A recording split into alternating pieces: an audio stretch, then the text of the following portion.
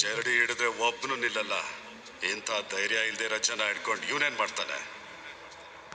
ಹೌದು ಸರ್, ನೀವು ಹೇಳಿದಂಗೆ ನಮಗೆ ಧೈರ್ಯ ಇರಲಿಲ್ಲ, ಶಕ್ತಿ ಇರಲಿಲ್ಲ, ನಂಬಿಕೆ ಇರಲಿಲ್ಲ.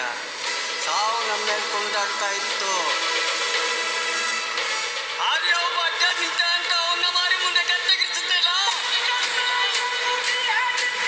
ಆವತ್ತು ತುಂಬಾ ವರ್ಷಗಳಾದ್ಮೇಲೆ ಸಾವಿಗೆ ನಾವು ಕುಣಿದಾಡಿದ್ವಿ. ಅವನ್ ಕತ್ತಿ ಬೀಸಿದ ರಕ್ಷಕ್ಕೆ ಒಂದು ಗಾಳಿ ಉಟ್ಕೊತ್ತು ಸರ್. ಆ ಗಾಳಿ ನರ ಚೆಲ್ಲಿರೋ ಪ್ರತಿಯೊಬ್ಬನಿಗೂ ಉಸಿರು ಕೊಟ್ಬಿಡ್ತು.